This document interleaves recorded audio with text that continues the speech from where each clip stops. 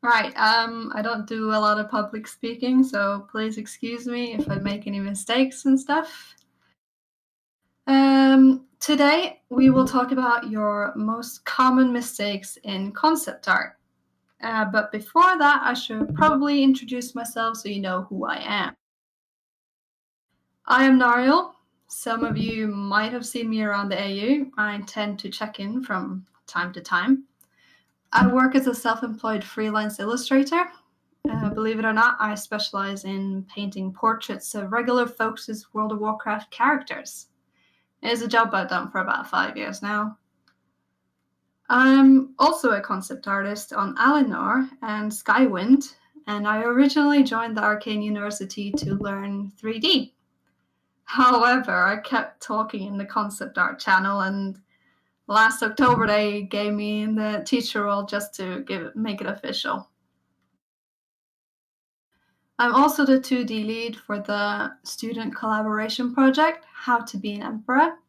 And 3 days ago, I became part of the triumvirate here at the AU. So hopefully you feel like you know me a little bit more now.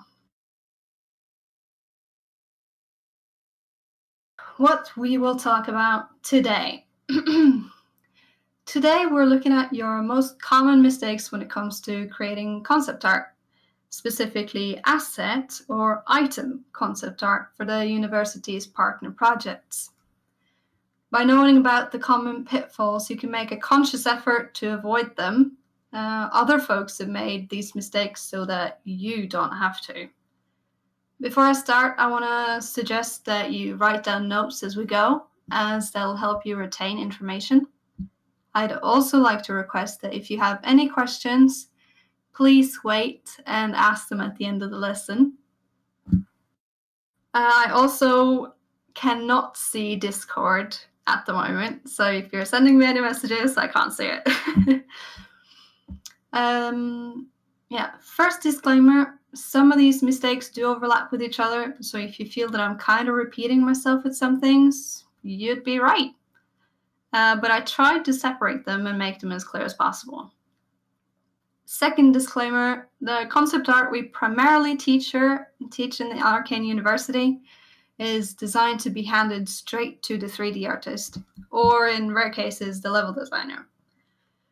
Creating props, weapons, and armor is most likely going to be 99% of the work you do in a partner project, unless you're a senior artist, in which case you might dabble in tile sets, architecture, mood and environment paintings.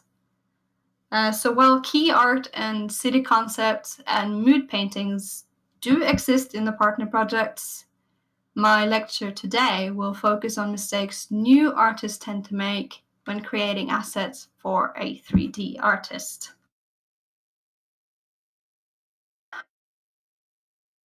Mistake number 1, thinking that concept art is just concept art. This first one is more about your mindset rather than your technique. You've probably seen super cool drawings on the internet claiming to be concept art. However, a lot of them are not. A lot of them are marketing art or straight up illustrations.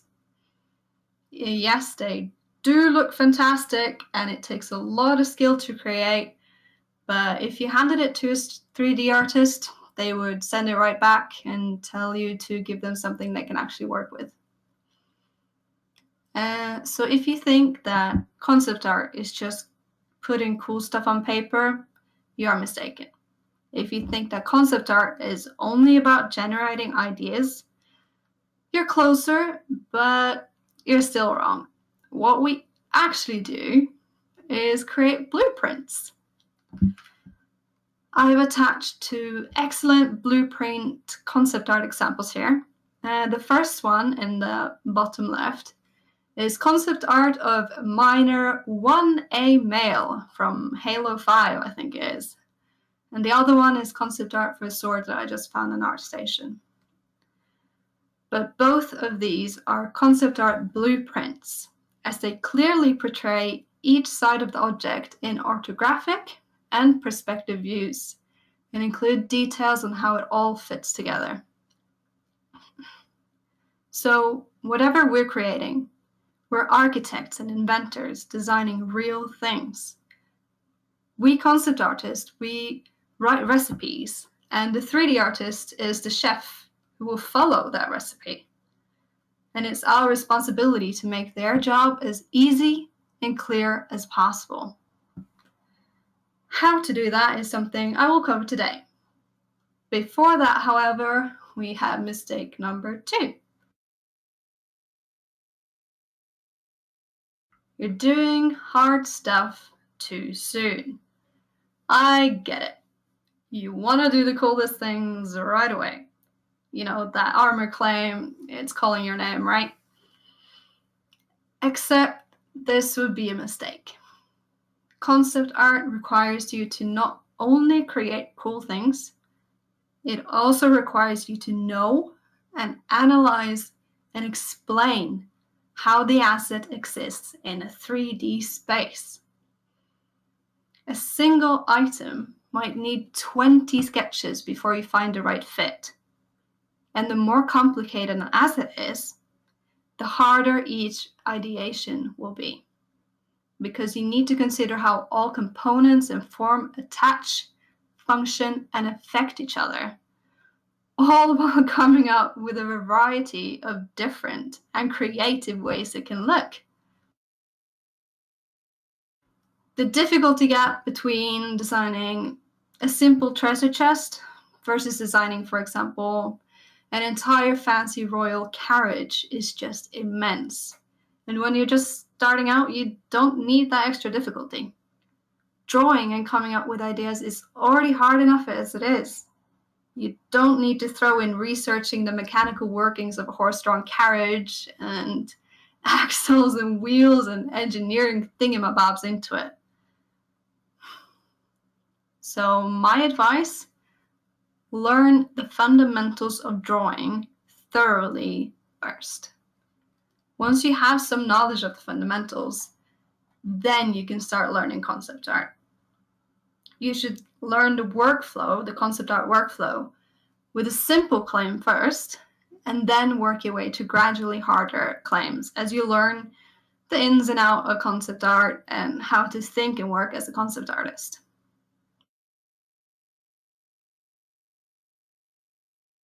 Mistake number 3, not doing enough research. How do you create good and lots of ideas, both quickly and easy?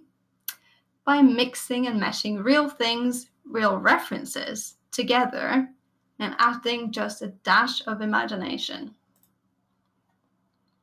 In other words, you need to research thoroughly and find several references to base your concept on. The references you find should not only fill the gaps in your knowledge and memory, but get you inspired. You shouldn't just find one thing and copy it directly. You need to get crazy. You need to think, you need to get in the zone, and you need to get creative with how you use your references. So when researching references, the first thing you need to consider is, what is your inspiration? What culture are you creating for? What wealth class? What style is the asset going to be in? Is it Art Nouveau? Is it Vikings? Ancient Rome? Or is it possibly even a mix of multiple sources? Most of the partner projects have a style guide for the culture of their province. But this style guide is supplementary. You also need to go on a reference hunt yourself. You need to find photos of the original real-life source of what you're creating. In fact, you should find photos of the source of the source. Find the thing that inspired the thing that's inspiring you. See how it all connects together. This is a time for you to journey deep into the rabbit hole and gather anything of relevance to the claim you're doing. Material, shape, form, ornamental patterns, so on. For most assets, you should also look up the Skyrim version in-game or via Nifscope, especially if the asset is going to be worn or used in some way, as you need to take into consideration the animations that the NPCs and the player will use with the object. So, while you do want as many references as possible, at some point you can have too many references. They'll blend together and you lose focus of what you actually wanted from them. So make sure you're precise and specific. Think about exactly what you want out of this specific reference. Is it the metal texture? Is it the engraving pattern? Is it to see how various parts attach to each other? Stay focused and organized. As your asset evolves, you might include new stuff you didn't originally account for in your reference hunt. Then it's time to research some more and find references to back your new ideas. So, my advice on not doing enough research, well, do research. Always use references for everything. Every single part, for the shape, for the color, for the material, for the size, everything. If you're creating a chalice, for example, you'll want to find at least 10 photos of different chalices from different angles and mix the various things you like about each one to create a new unique goblet, or even better, several unique goblets for your ideations. As long as that goblet fits the game engine and the culture of your province. All right, just let me have a quick drink and then I'll continue.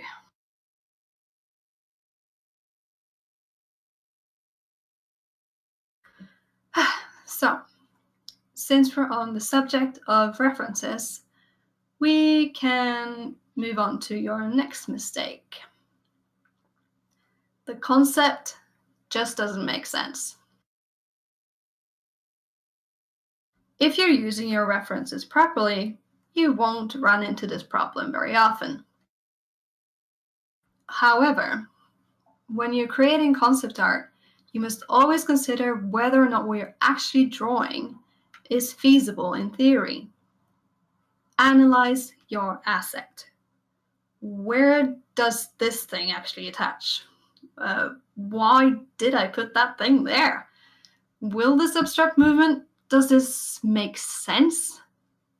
These are all questions you should be asking yourself continuously throughout your process.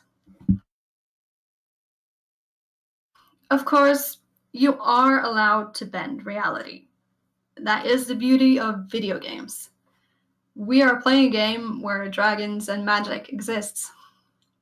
But that doesn't mean that your asset should be completely nutty and defy all laws of physics and reality.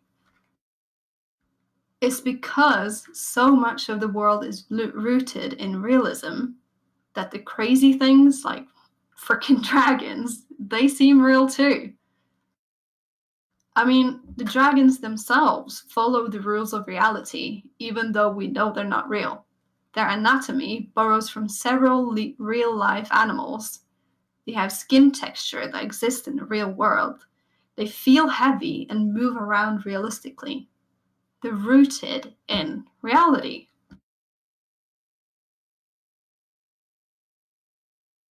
So you must constantly analyze your asset and ask yourself whether it'll actually work as a 3D object and make sense in the world you're designing it for. Some of this critical thinking only comes from working alongside a 3D artist, because they'll take a real detailed deep dive into your concept art. Or you can also gain this knowledge by doing 3D art yourself. Whichever way you get this knowledge, either from collaboration experience or hands-on experience, it's important that you start with easy concept art claims. and slowly work your way to more complicated claims. This is because you don't want your first 3D collaboration experience to be you not able to answer a bunch of questions about a complicated asset. Like, why doesn't this match? This thing, it goes nowhere? That thing is missing from this view. What do you mean by this? This doesn't make sense. You know, questions like that. But then again, nothing like an uncomfortable situation and a bit of embarrassment to teach a good lesson, I suppose.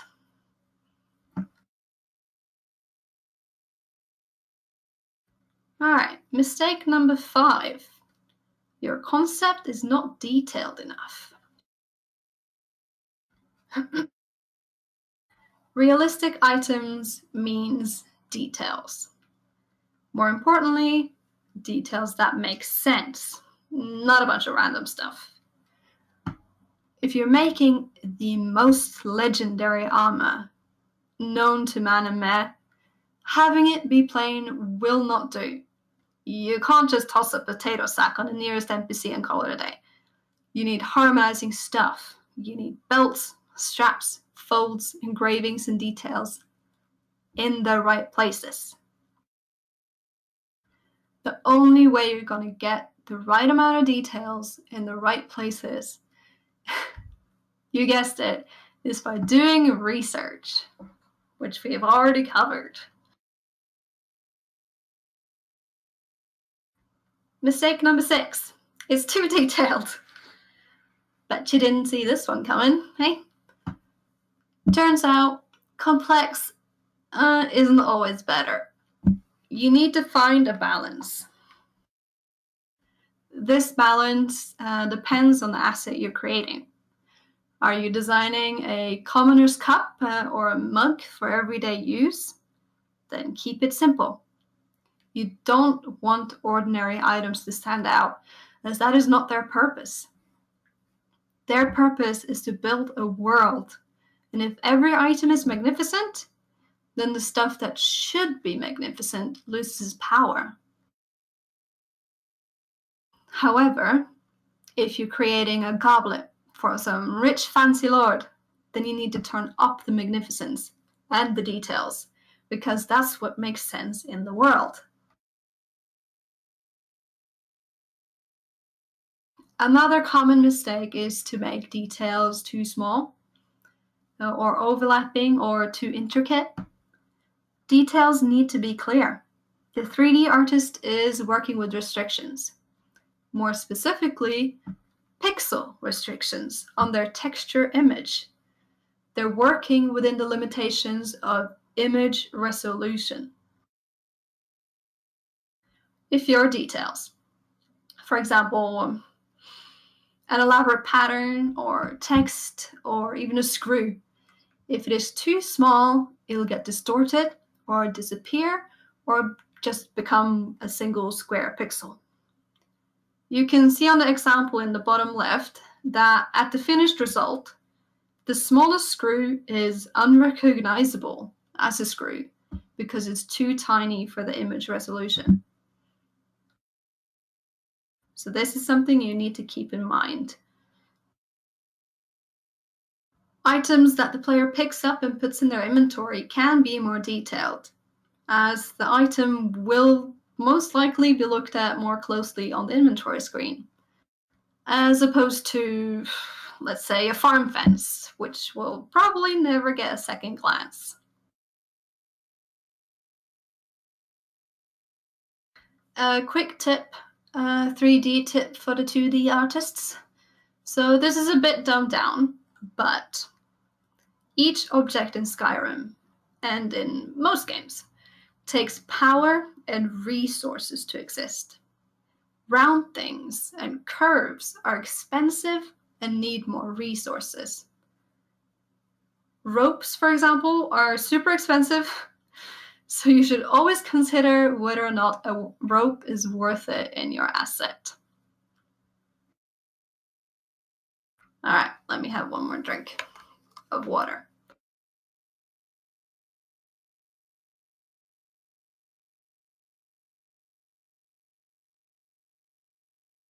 Right. Mistake number 7. No ideations, no iterations.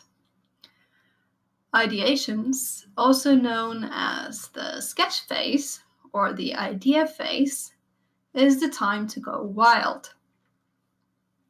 Whatever ideas you might possibly have, you should draw them. Keep it loose, keep it quick, you can even keep it messy if you like. But get inspired from your references and the prompt, and experiment with a variety of shapes. And keep drawing until you're absolutely and completely out of ideas. If you've gathered enough references and done enough research, you should be able to come up with plenty of ideas. Don't constrain yourself to a specific idea. Try to come up with as many variations as possible while still following the prompt. Most of your ideas should be as close to the prompt as possible, but if you got some good ideas that don't quite fit but sort of do fit, you should include it. There's no harm in offering options. Once you're all out of ideas and your sketches are on the canvas, have another look at your sheet, and then tighten up and clarify your ideas to truly convey what you're going for. But don't waste any time on any real polishing. Just make sure the ideas are readable and then submit it. It doesn't need to be perfect, just readable.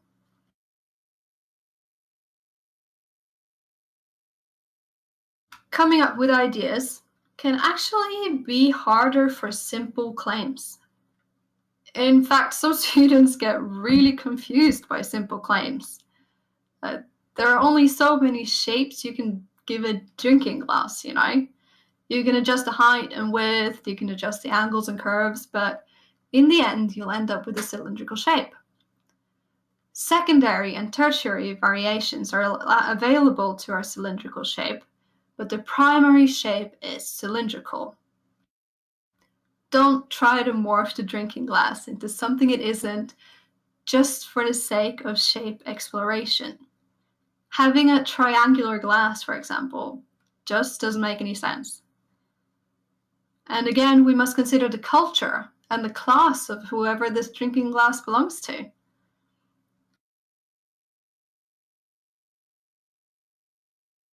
With simple, commoner's drinking glass, IKEA style, it might be smart to start mixing in secondary details in the idea stage to save some time and just get more specific ideas clearly conveyed. Like this claim for an IKEA glass. It could potentially be finished after the first round of feedback. After only submitting your sketches, it's really simple. It doesn't have to be a hard or long process with lots of back and forth discussions. A glass is sometimes just a glass, and we simply need to give it corporeal form on the paper rather than reinventing it. So, TLDR, don't overthink simple claims.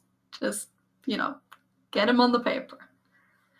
And don't be scared of shaking things up from the standard workflow sometimes. You should use whatever technique feels right to clearly convey the idea you're having.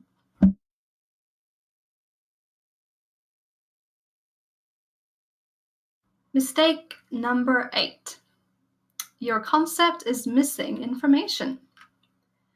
You know what happens when you follow a cake recipe and the recipe writer left out 1 or 2 steps? Yeah, your cake will be awful. Some 3D artists are very experienced and clever, and they can fill in the gaps of missing information on their own, assuming the information that's missing isn't too complicated.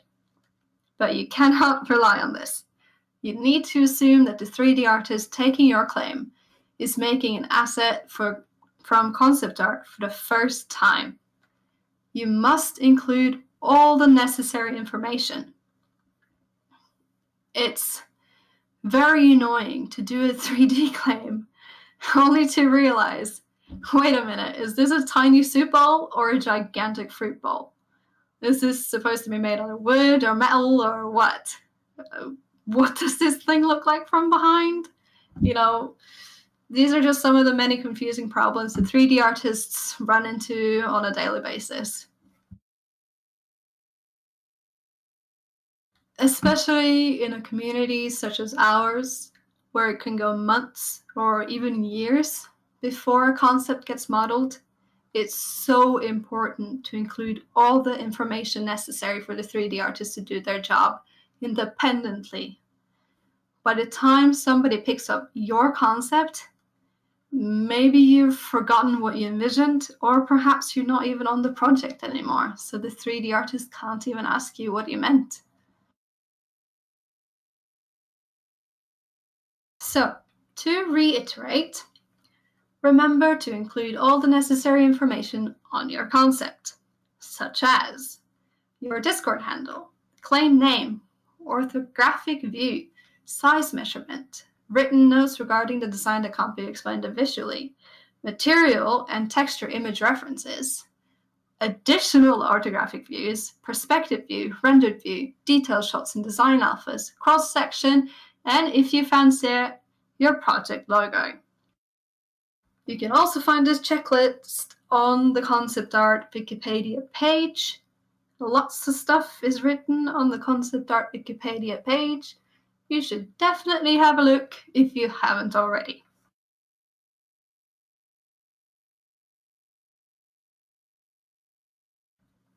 Mistake number 9. Conflicting information. What's worse than missing information? Right, conflicting information. When some of the views don't match, the 3D artist will obviously get confused and would either need to do confusing guesswork or track you down and ask you for your clarification. That means you might even have to reopen and do more work on the concept to fix it.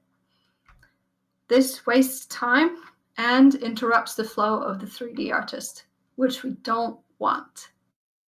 It's just a pain in the butt if it doesn't match up. So you need to take extra care that it does.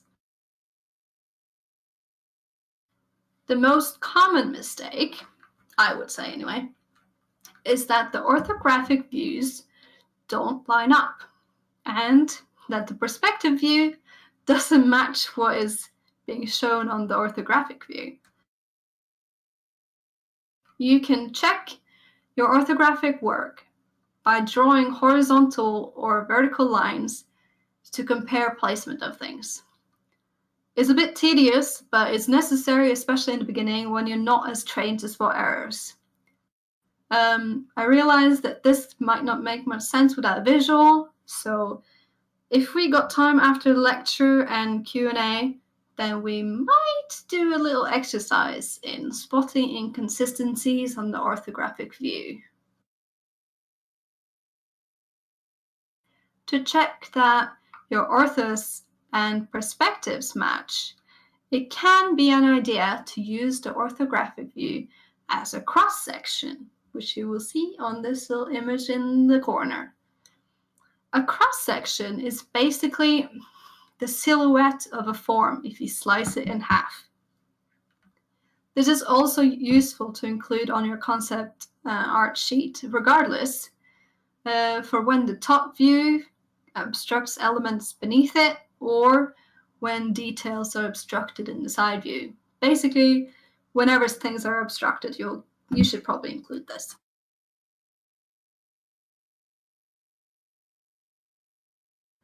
Mistake number 10, not learning on your own. Concept art is hard. Drawing in general is hard. Drawing is one of those hobbies where it's super easy to start, but it takes a long time to get decent at it, and even longer to master it.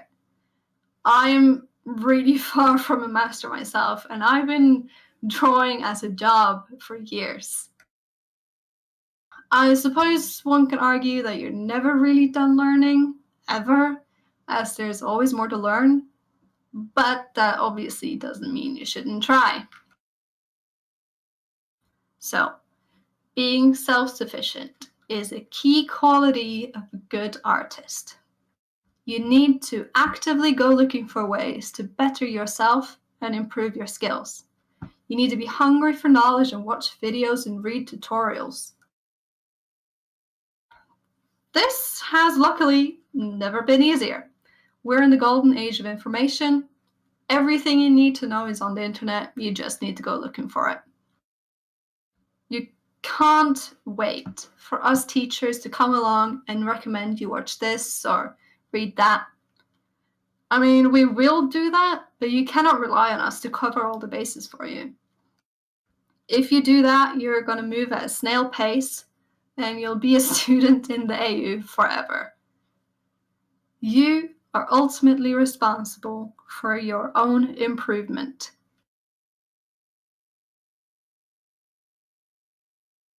Worth noting that not all the stuff you find on the internet will be good information.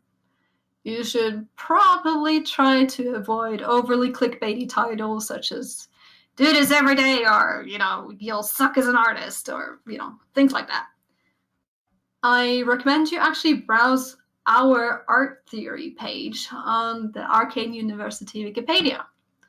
The stuff in there will keep you going for weeks, and it includes stuff that will help you and teach you the right way to do things.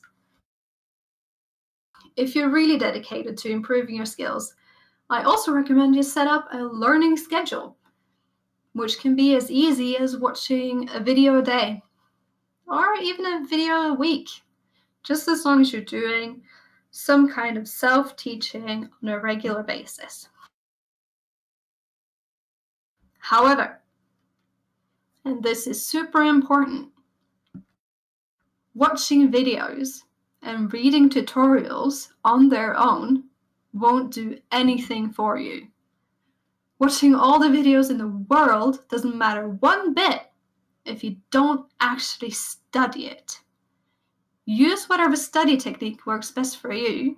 For example, writing down notes, or I don't even know what other study techniques there are. But always try out what you just learned with a drawing or two. Apply the theory into practice. You need that information to go from your short-term memory to your muscle memory and into your subconscious. You gotta retain the knowledge, and the only way to do that is to use the knowledge. And related to this mistake is our next mistake. Not self-analyzing. The ability to self-analyze is to take a step back and attempt to view your work with fresh and unbiased eyes. And also doing a vibe check with yourself to see how you feel about your situation. When you've finished a step in the workflow, for example, your ideations, and you're ready to post it on, the Concept Art Discord channel, you should also ask yourself these questions. Which design is your favorite and why? Which is your least favorite and why? Is your design practical? Would it work in real life? Is your sketches readable? Does it read the way you intend? Do you think what you're working on is an easy claim or hard? And what part especially is easy or hard for you? And how do you feel about the design as a whole? You technically don't need to tell the teachers the answers to these questions, but it does make giving feedback much easier if they can address your concerns directly. So I always recommend including this information whenever you post an update. All right, let me just have another drink of water. Hydrate, guys.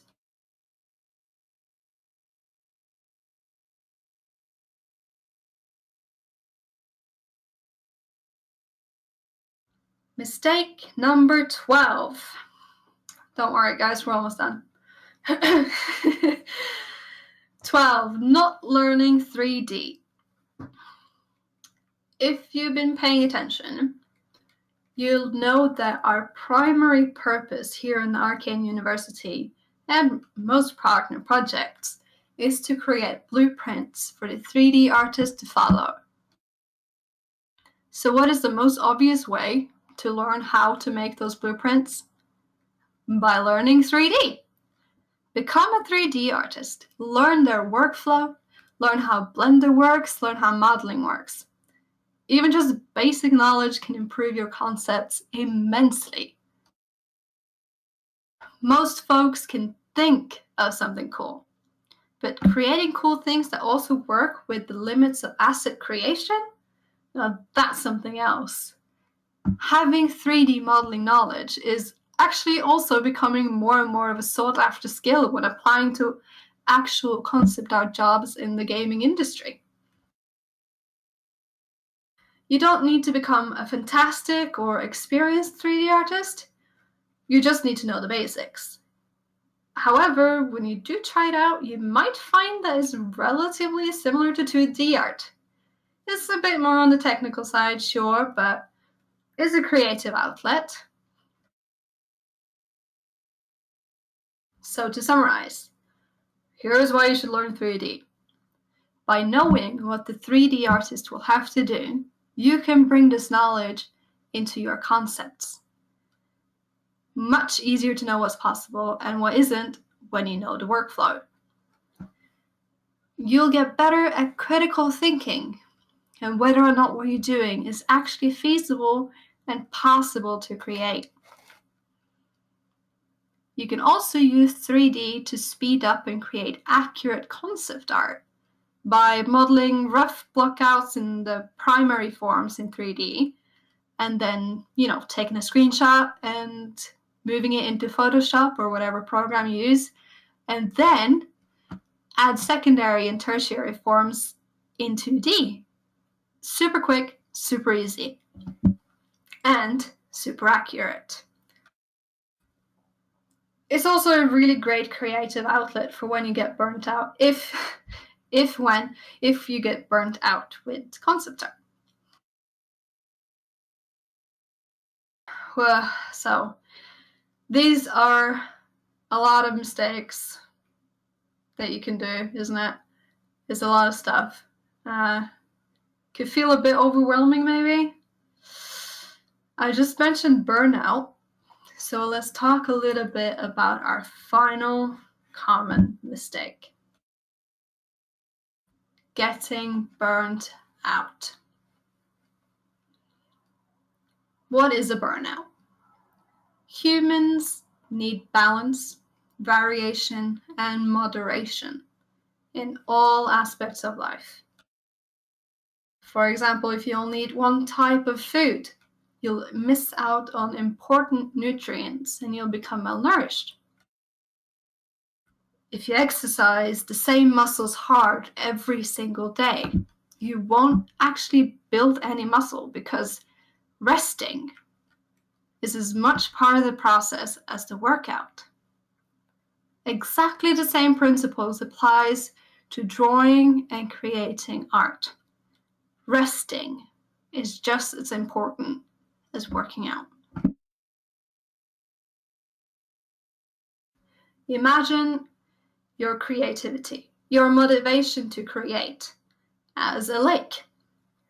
If you only draw from the lake, it's only a matter of time before you drain the entire thing and it becomes an empty husk. If you only fill the lake, it'll overflow and, destroy local wildlife habitat and ecosystems.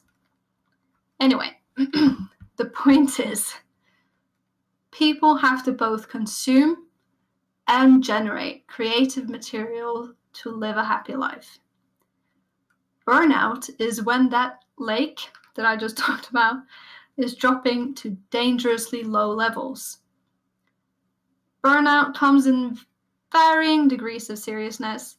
Sometimes you only need a couple of days to rest and then you're ready to get back into the game.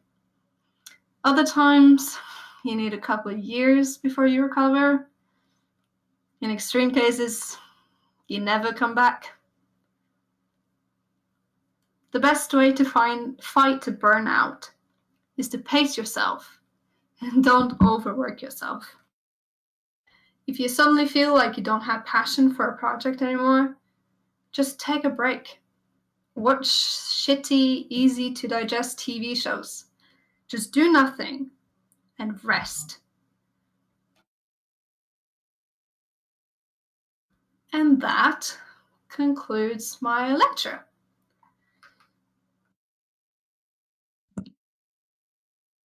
Did it all work? Right, so if you guys posted anything in the Discord chat, I haven't read it, so I'll just read it now. If you have any questions, just either write it or say it out loud. It's open floor. Let's go. No questions?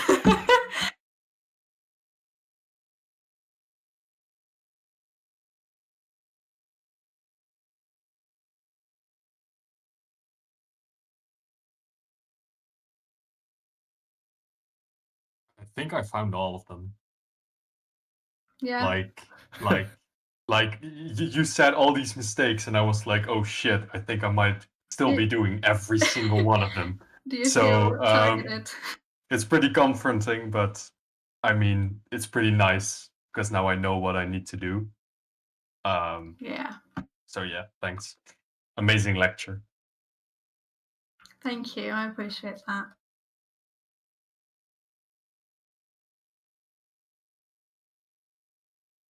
Do you have any exciting mistakes you'd like to share with us, Naariel, of your own? Oh, I've done all of these. Oh, yeah. These are my mistakes you're hearing about. Yeah, there's always mistakes that you're making. You just need to learn from it and move on.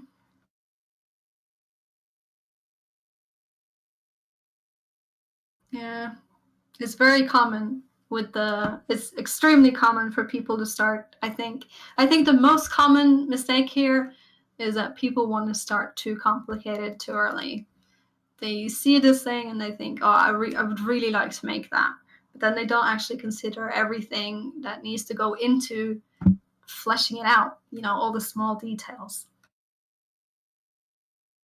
And sorry if it is a stupid question, but can some of these errors come back after when you gain some experience after all, and then suddenly you're doing one of these mistakes, common mistakes?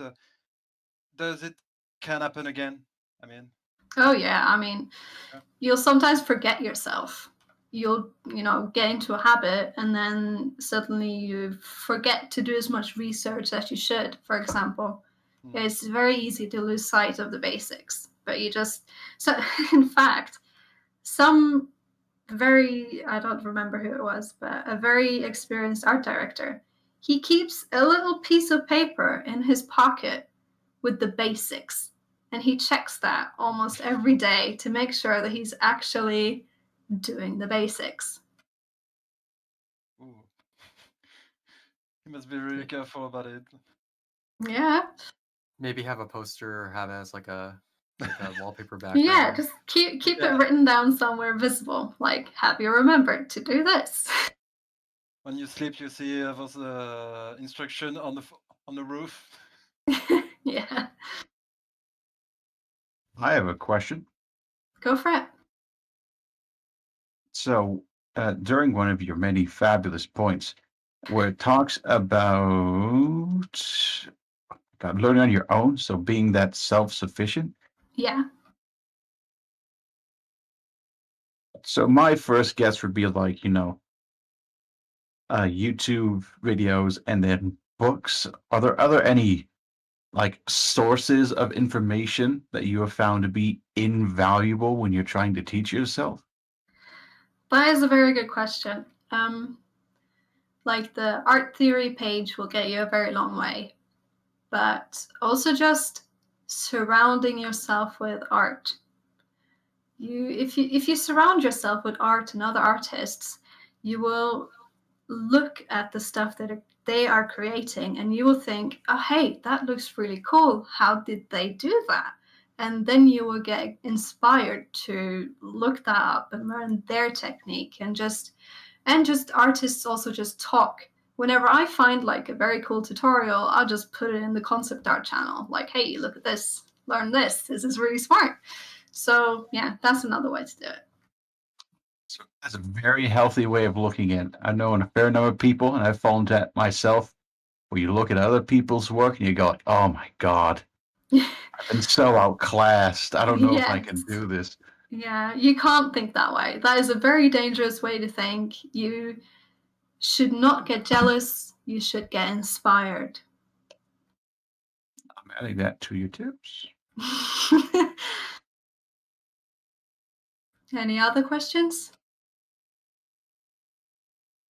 I kind of wanted to weigh in a little bit on that, because I feel like comparing yourself to other people is, you know, it's healthy to an extent, but you know, this is my personal outlook. I'm not making any absolute statements, but you know, in whatever discipline you're in, you're never gonna be like the best in the world. Never. And ambition is great because you want to be like the best, you know. But if it gets to the point where you have like regrets because of how ambitious you are, like you regret not being better than this person, then I think that's a little destructive. You know, you don't want to be tearing yourself down every moment of every day. Definitely. Just because someone else painted a better picture than you, you know, like it's not the end of the world. Yeah. And it's important to recognize people lead their own lives. You have your own life, you have your own path, your own story. You cannot be comparing yourself to somebody else because they haven't lived through your problems, your issues, your story.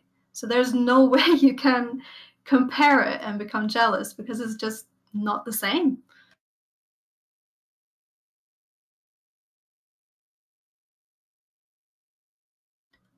Is that everybody? Because we still got like 10 minutes. Right. Since we still got 10 minutes, I suppose that we got time to do that exercise I quickly mentioned, to find inconsistencies in this orthographic view. So orthographic view, in case you don't know, is just literally a flat view of the object you're looking at, as opposed to being in perspective, which, you know, morphs the object a little bit.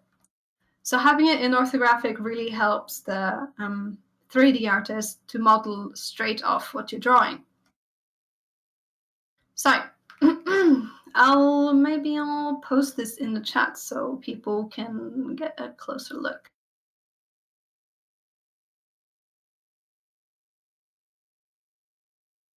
Okay, have a look, and you guys tell me what stuff you see that is wrong.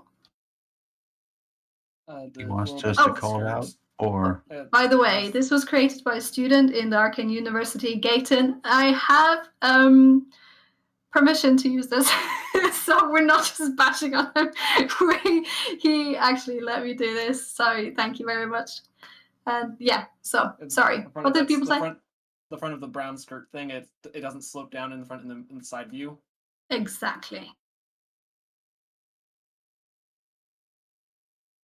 So if you're looking at the front skirt, right, the front view here, look at the skirt. It looks like it dips down in the front, right? But then you look at the side view. Does it dip? No, it doesn't. So here we have an inconsistency between the side and the front view. The top of that corset also has a inconsistency. So the face-on view, you can see it peeking above that one guideline, and then the side view, you see it dips under it. Also, the bottom of the corset. where the strings, yeah. Correct. I think Getan it- actually missed the front part of the corset. They forgot that it was supposed to dip forward. But yes, and also under the armpit, there's another inconsistency. In the neck part, there's like a part the shoulders, they look different, like it's not aligned properly. Yeah, if you look at the blouse, the actual collar of the blouse, in the front view, it doesn't cling to the neck, but in the side view, it does.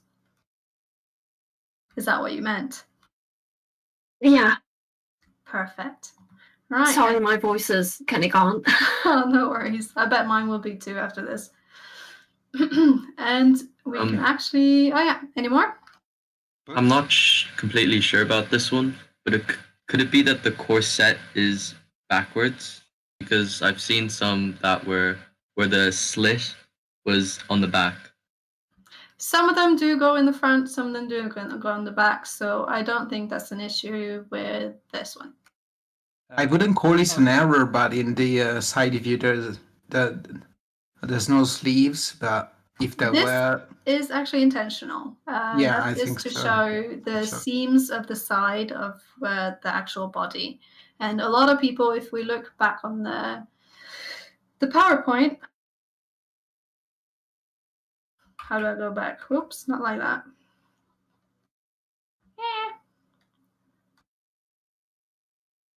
Here. Yeah. You can see that the arm is actually detached and shown separately, so that you can see the body without the arm obstructing it, and then the arm separately again. So that is used in many concept art like that. Another thing is the part where the back of the corset is supposed to then split out into the shoulder straps. It's wider on the front view than it is on the back view. Yeah. Was that where you meant it? No, I mean like at the very top of the shoulders, where there's the two straps on the front view, and then it's. Oh yeah, I didn't see that one. Nice catch. Yes, you're absolutely right. The front view, the actual straps are much further out.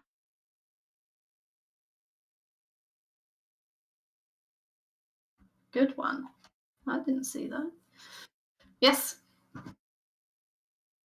And there is the eighth of the boots. Sorry? The shoe. There is the eighth of the shoes. Correct. The middle one, the side view, is not high enough. But, I mean, the little the bottom of the corset, like the skirt thing on the front, on the rear view. This part. Yeah.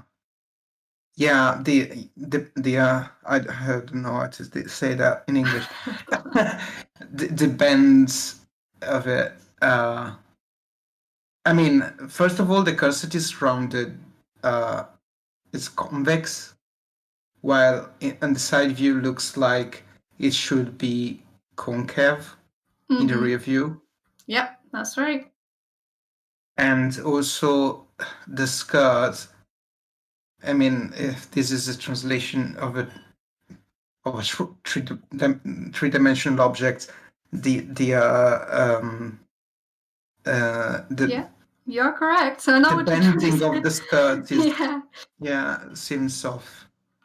Yeah, when you're looking at things in an orthographic view, it needs to be flat, right? So we as humans, we want to draw circles, like cylindrical shapes, with a curve, right?